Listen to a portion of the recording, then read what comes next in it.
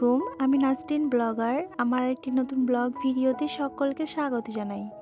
কাছে এবং দূরে, দেশ ও দেশের বাইরে যে যেখান থেকে আজকে আমার ভিডিওটি দেখছেন, আশা করছি আল্লাহর রহমতে সবাই ভালো আছেন, সুস্থ আছেন।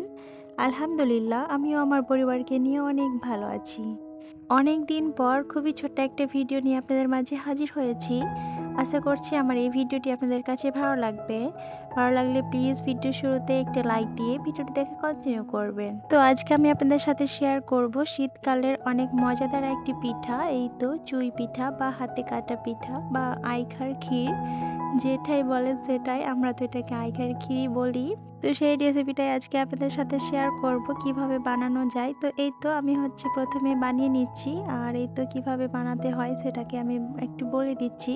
প্রথমে আমি চালের আটা নিয়ে নিয়েছি। চালের আটাকে আমি নর্মাল পানি দিয়ে গোটা করে নিয়েছি। তারপরে এই তো কিভাবে বানালাম সেটা তো আপনাদের সাথে শেয়ার করলাম। আর এই তো আমার সবগুলোই কিন্তু বানানো হয়ে গিয়েছে। আর এই তো এখন চলে আসলাম রান্নায়। তো এটাকে আমি কিভাবে রান্না করি সেটা আপনাদের সাথে একটু শেয়ার করি। তো এখানে আমি নিয়ে নিয়েছি 2 কিলো মতো গরুর দুধ।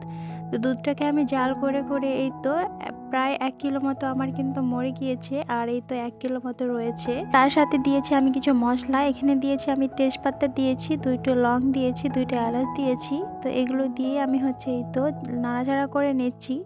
দুধটা আমার যখন ভালো করে ফুটে উঠেছে তখন আমি দিয়ে দিয়েছি চুই পিঠাগুলো। তারপরে এই তো অনবরত নাড়াচাড়া করতে করতে এখন আমি লবণ দিয়ে দিলাম পরিমাণ মতো। মিষ্টি খাবারে যেহেতু লবণ অল্প না দিলে ভালো লাগে না, তো দিয়ে দিলাম পরিমাণ মতো লবণ। আর এই তো এখন আমি দিয়ে দিচ্ছি চিনি। চিনিটা আমি নিজের স্বাদ বুঝিয়ে দিচ্ছি। আপনারা চাইলে এখানে কম বেশিও দিতে পারেন, যে যেরকম মিষ্টি খান সে সেরকম দিতে পারেন।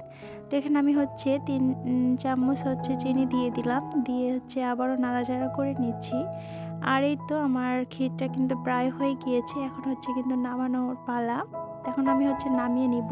আর শীতকালে এরকম খাবার খেতে কিন্তু বেশি মজা লাগে। ক্ষীর বলেন আর পায়েস বলেন, পিঠা বলেন, সবগুলোই কিন্তু অনেক মজার হয়। তো এই তো আমার হাতে কাটা সেমাই পিঠা কিংবা চুই পিঠা, আইখার ক্ষীর যেটাই বলেন সেটাই আমার কিন্তু রান্না করা কমপ্লিট। আমি এখন টেস্ট করে নিচ্ছি। তো এই তো আমি একটা থালা নিয়ে নিয়েছি, আর এখন এটাকে আমি টেস্ট করব। আর এটা আমি খেয়েছি তো অনেক আগেই, আর ভয়েস দিয়েছি কিন্তু অনেক পরে। তো তাই বলতে পারছি এটা কিন্তু মাশাআল্লাহ অনেক মজার হয়েছিল।